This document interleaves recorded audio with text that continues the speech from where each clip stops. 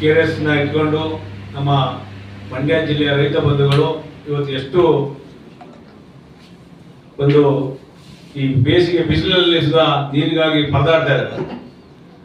ಈಗ ನಮ್ಮ KRS ನೀರಿನ ಮಟ್ಟ 90 ಅಡಿ ಇದ್ರೂ ಸುಧಾ ಇದೇ ಬೇಸಿಗೆಯಲ್ಲಿ ಕಳೆದ ವರ್ಷ 78 ಅಡಿ ನೀರು ಇದ್ರೂ ಸುಧಾ ರೈತರಿಗೆ ಒಂದು ಕಟ್ಟಿನ ನೀರನ್ನ ಕೊಟ್ಟು ಈ ರೈತರ ಜಾನುವಾರುಗಳಿಗೆ ಮೇವುಗಳನ್ನ ಒದಗಿಸಲಿಕ್ಕೆ, ಜಾನುವಾರುಗಳು ನೀರು ಕುಡಿಲಿಕ್ಕೆ, ಮತ್ತೆ ನಮ್ಮ ರೈತಾಪಿ ವರ್ಗದಲ್ಲಿ ಗೊತ್ತಿದೆ ಒಂದು ಯಾವುದೇ ಒಂದು ಕಾರ್ಯಕ್ರಮ ಮಾಡಬೇಕಾದ್ರೂ ನೀರಿನ ಅವಶ್ಯಕತೆ ಇದೆ. ಹಂಗಾಗಿ 78 ಅಡಿ ಇದ್ದರೂ ಸಹ ಇಂದಿನ ಸರ್ಕಾರ ನಮ್ಮ ರೈತರಿಗೆ ನೀರನ್ನ ಕೊಟ್ಟಿದೆ.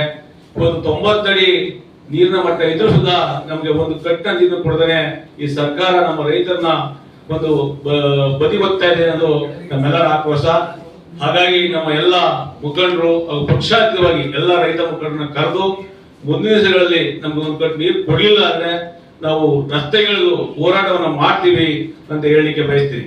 ನಿಮ್ಗೆಲ್ಲ ಗೊತ್ತಿದೆ ನಮ್ಮ ಎಲ್ಲ ಏನು ಬೋರ್ಗಳಿದೆ ಎಲ್ಲ ಬೋರ್ಗಳು ಸುಧಾ ನಿಂತೋಗಿದೆ.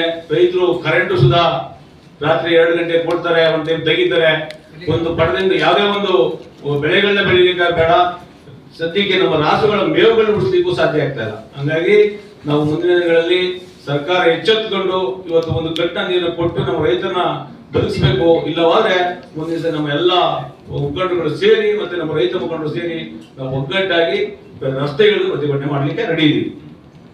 78 ಅಡಿ ಇರಲಿಲ್ಲ, 100 ಚಿಲ್ಲರೆ ಇತ್ತು, 78 ಅಡಿ ಅಲ್ಲಿವರೆಗೂ ನೀರು ಕೊಟ್ಟು. ಇದೇ ನಿಮ್ಮ ಏನಕ್ಕೆ ನಮ್ಮ KRS ಡ್ಯಾಮ್ ನ ಅಧಿಕಾರಿಗಳವರೇ ನೀವು ಅವ್ರ ಹತ್ರ ಕೇಳಿ 78 ಅಡಿ ಇರುವವರೆಗೂ ನಮ್ಮ ನೀರನ್ನು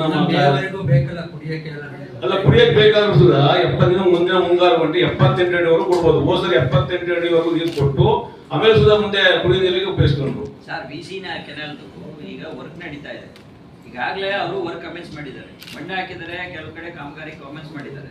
ನೀರ್ ಬಿಟ್ರೆ ಅದೆಲ್ಲ ಹೋಗುತ್ತೆ ಅನ್ನೋ ಆತಂಕ ಅವ್ರಿಗಿದೆ. ಸ್ವಾಮಿ ಹಂಗಲ್ಲ. ಈಗ ಅಣ್ಣ ಅವರು ಒಂದು ಕಟ್ ನೀರು ಕೊಟ್ಟು ಮಧ್ಯ ಒಂದು ಬ್ರೇಕ್ ಮಾಡಿ ಹೋದ್ಸರಿ ನೀವು ಒಂದು 5 ವರ್ಷ ಇಲ್ಲೇ ಕೆಲಸ ಹಿಡಿಬೇಕಾದ್ರೆ ಮಧ್ಯ ನೀರು ಕೊಟ್ಟು ರೈತರಿಗೆ ರೈತರಿಗೆ ಕೆರೆ ಕಟ್ಟೆಗಳನ್ನ ತುಂಬಿಸಿದ್ರೆ ಸ್ವಲ್ಪ ನೀರು ಇದ್ರು ಸುಧಾ ನಮ್ಮ ಜಾನುವಾರುಗಳಿಗೆ ಕುಡಿಲಿಕ್ಕೆ ಆಗ್ತದೆ. ಹಾಗೆ ನಮ್ಮ ಜಾನುವಾರುಗಳಿಗೆ ಮೇವು ಬೇಕಲ್ಲ. ಈಗ ಗೊತ್ತಿದೆ ತೆಂಗು ಮರಗಳು ನಾವು ಕಬ್ಬು ಬೆಳೆಯೋದು ಬೇಡ, ಭತ್ತ ಯಾರು ನೆಟ್ಟಿಲ್ಲ, ಏನು ಬೇಡ, ಒಂದು ತೆಂಗು ಸಸಿಗಳು ಉಳಿಸ್ಕೊಳ್ಳಬೇಕಾದ್ರೆ ನೀರು ಬೇಕಲ್ಲ. ಒಂದು ಬೋರ್ ಇಂಪ್ರೂವ್ಮೆಂಟ್ ಆಗಬೇಕು ಅಂದ್ರೆ ಒಂದು 15 ಒಂದು ಕಟ್ ನೀರು ಕೊಟ್ರೆ ಬೋರ್ಗಳು ಮತ್ತೆ ನಮ್ಮ ಜಾನುವಾರುಗಳು ಕುಡಿಲಿಕ್ಕೆ ಕಟ್ಟೆಗಳಿಗೆ ಒಂದು ಕೆರೆಗಳ ಗುಂಡಿಗಳಿಗಾರ ನೀರು ತುಂಬಿದ್ರೆ ಜಾನುವಾರುಗಳು ಇನ್ನೊಂದ್ 2 ತಿಂಗಳು ಮಳೆ ಆಗೋವರೆಗೂ ನಾವು ಜಾನುವಾರುಗಳನ್ನ ಸಾಕ್ಬೋದು. ಇಲ್ಲಾಂದ್ರೆ ನಾವೀಗ ಕಬ್ಬುಗಳು ಬೆಳಿದೀವಿ, ಭತ್ತನೂ ಬೆಳೆದಿಲ್ಲ, ಬಟ್ ಜಾನುವಾರುಗಳಿಗೂ ಮೇವಿದ್ರೆ ಜಾನುವಾರುಗಳನ್ನು ಕಮ್ಮಿ ಇರ್ತದೆ ಮಾಡಿದ್ರೆ ಮುಂದಿನ ಪರಿಸ್ಥಿತಿ ರೈತರ ಪರಿಸ್ಥಿತಿ ಏನಾಗಬೇಕಣ್ಣ? ಕಾಮಗಾರಿ ನಡೀತಾ ಇದೆಯಲ್ಲ ನಡೀಲಿ ಅಣ್ಣ. ಒಂದು 15 ದಿವಸ ಕಾಮಗಾರಿ ಏನ್ ಮಾಡ್ತಾ ಇದಾರೋ ಅದಕ್ಕೂ ಕ್ಯೂರಿಂಗ್ ಆದಂಗೆ ಆಯ್ತದೆ.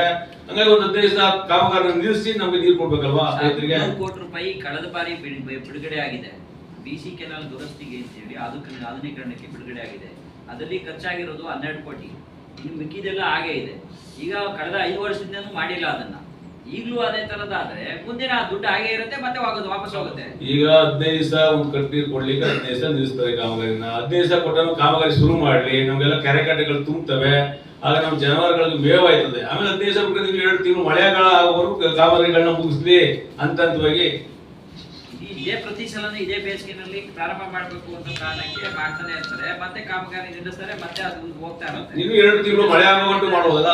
ಸದ್ಯಕ್ಕೆ 15 ದಿನದಿಂದ ಏನು ಆಗಲ್ಲ, ಫಾಸ್ಟ್ ಆಗಿ 2 ತಿಂಗಳು ಆಗ್ಲೇ ಮಾಡ್ಬೋದಲ್ಲ. ರೈತರು ಈಗ ಬರೀ ಕಾಮಗಾರಿ ಮುಖ್ಯನಾ ರೈತರ ಮುಖ್ಯನಾ?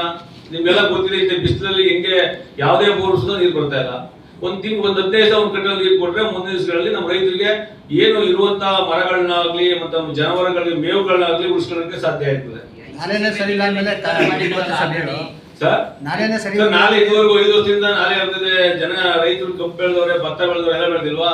ಈಗ ಬರೀ ಅರ್ಜೆಂಟ್ ರೆಡಿ ಮಾಡ್ಬಿಟ್ಟು 15 ದಿವಸ ರೈತರು ನಾಳೆ ಮಾಡ್ಬಿಟ್ಟು ನಾಳೆ ರೆಡಿ ಮಾಡ್ಬಿಡ್ತಾರ. 15 ದಿವಸ ಯಾವುದೇ ಕಾಮಗಾರಿನೂ ಮಾಡ್ಬೇಕು ಉತ್ಸಾಹ ಗಂಟೆ ಆಗ್ತಾರೆ. ಮತ್ತೆ 15 ದಿವಸ ಏನ್ ಕಾಮಗಾರಿ ಕೆಲಸ ನಿಲ್ಲಿಸ್ತಾರೆ ಅದೇ ಫಾಸ್ಟ್ ಆಗಿ ಕೆಲಸ ಮಾಡ್ಬೋದಲ್ಲ. 2 ತಿಂಗಳವರೆಗೆ ಸಮಯ ಇರ್ತದಲ್ಲ.